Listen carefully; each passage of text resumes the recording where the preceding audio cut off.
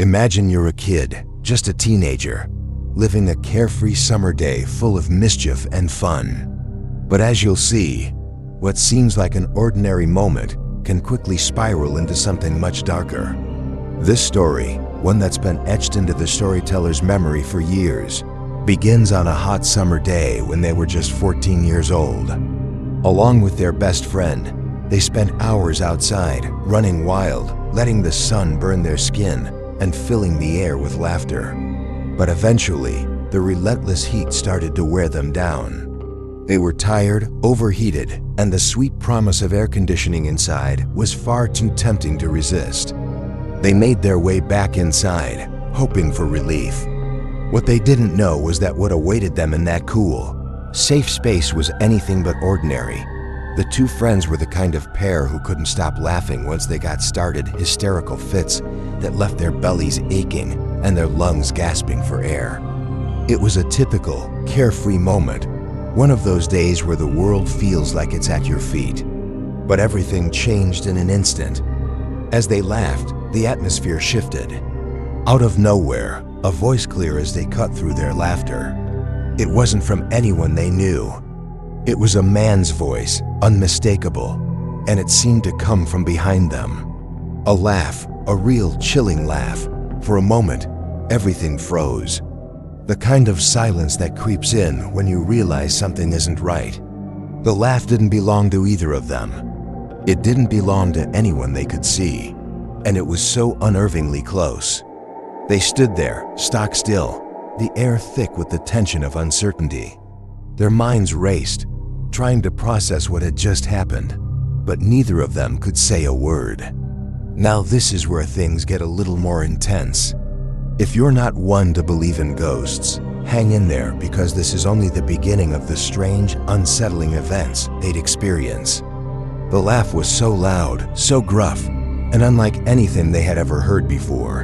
It wasn't just strange, it was unsettling.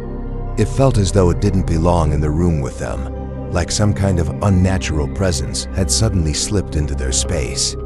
The kind of thing that once heard lingers in the back of your mind long after. But in that moment, they did what any teenager would do. They turned to each other, eyes wide with that mix of shock and disbelief, and then they both burst out laughing.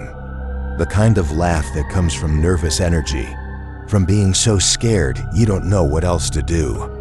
It was so intense, so uncontrollable, that one of them nearly tipped backward in the kitchen chair. For a while, that was the story they told about the random, giggling ghost they'd heard that day. It was funny at first, a story to laugh off. But as the days went by, the weight of the experience started to settle in. The more the storyteller thought about it, the more something about the entire encounter didn't sit right. What started as a strange, almost comical memory began to turn darker, more foreboding. The full nature of that day, the full significance of the events that had unfolded, slowly started to reveal itself. Something wasn't adding up. The question lingered, what had they really encountered? Now fast forward a couple of years. It's 2022, and the storyteller is 16. The fun, eerie laugh of the ghost that once felt like a strange, almost amusing memory was now nothing compared to what had started happening in their home. It all began with their mom and stepdad noticing something strange. There was a boiler room behind the house, isolated, tucked away from the rest of the world. Nothing too remarkable about it at first, but then things started going wrong. For one, the door to the room never seemed to stay shut. The lock, it never worked properly. And more than once, they'd find the door wide open, the light inside flickering on as though someone had been there. At first, it seemed harmless. Maybe the door was just getting caught, maybe the light was faulty. But as time went on, something darker began to unfold. They began noticing things out of place, objects shifted around, things moved without explanation. Trash started piling up where it didn't belong. And then, as if it wasn't disturbing enough, they found something far worse: needles. Left behind, discarded as if someone had been using that space for something sinister. It wasn't just a broken lock or a stray light anymore. Someone, or something had been in that room. And it wasn't just a passing event. It was consistent, almost like an invitation. But who was behind it, and what were they doing there? As they dug deeper, the truth came to light, and it wasn't pretty. Before they moved into the house, it had been a notorious drug house, one of those places that had seen its fair share of shady deals and dark, unsettling activities. The kind of history that, once uncovered, starts to make everything fall into place. And now, as the storyteller reflected on that strange day with their friend, the pieces of the puzzle began to click together. It was almost like the day they'd heard that disembodied laugh was a key, a chilling clue that connected to something much darker than they had realized at the time. Think back to the kitchen where they had sat, laughing and goofing off, completely unaware of what was lurking right next door. The voice they had heard so loud, so clear, but coming from somewhere behind them, hadn't come from nowhere. It had been faint, enough to be mistaken for a sound from another room. And what room could that have been? The boiler room. It wasn't far. In fact, it was right on the other side of the wall from where they were sitting. And as the weight of that realization settled in, the unsettling truth began to dawn on them. The laugh they'd heard? It wasn't just a ghostly echo from the past. It was a chilling reminder of what had once thrived in that very space. The drugs, the people who had come and gone, the residue of the horrors that had taken place in that room. And now, they were still lingering faint, but ever present.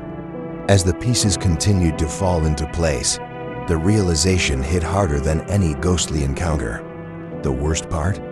They might not have been alone that day, not by a long shot. The idea of a ghost lurking in the shadows seemed almost easier to stomach than the possibility of a real person listening in. And that was exactly what gnawed at the storyteller. The terrifying thought that someone had been in the boiler room, hidden behind a thin wall, listening to them as they casually chatted about school, boys, anime, and all the trivial things teenagers talk about. It wasn't some faint whisper they heard from a distance. No, the room wasn't soundproof. In fact, it was almost the opposite.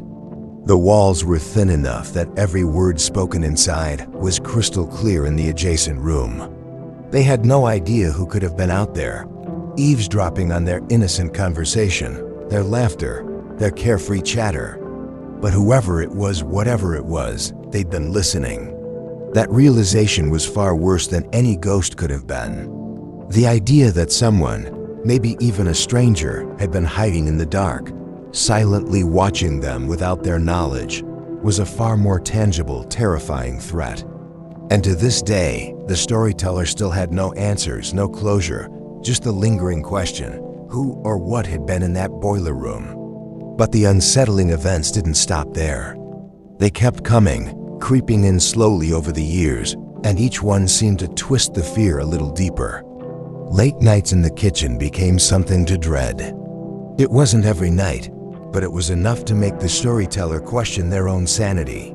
Between 12 a.m. and 4 a.m., when the house was silent and the world outside seemed to hold its breath, they'd hear it, scuffles, the unmistakable sound of movement, something or someone shifting around in the shadows.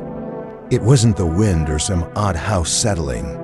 It was the sound of someone moving around, like furniture being nudged, or footsteps creeping through the dark. But when the storyteller would turn around, nothing would be there. The kitchen would be as still as it had been moments before, no one else in sight. But that noise, it was real. It was there. It wasn't the kind of sound you could easily ignore, especially when it happened again and again, always in the dead of night when everything else was still. The fear didn't just come from the mystery of the noises. It was the feeling, the bone-deep sense that maybe they weren't as alone as they thought.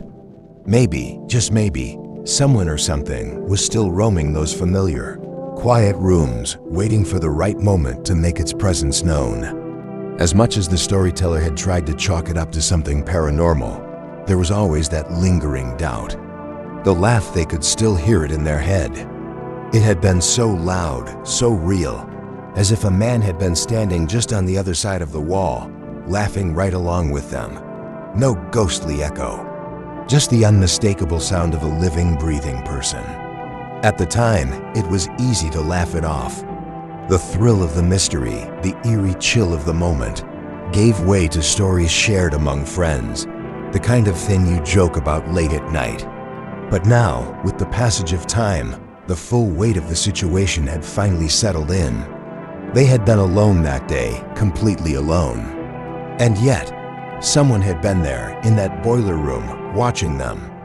A random person, maybe even violent, lingering just behind that thin wall.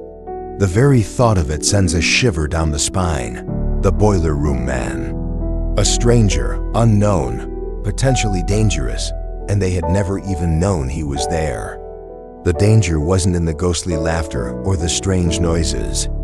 It was in the silence, the quiet presence of someone who didn't belong. Someone who could have been watching them the entire time.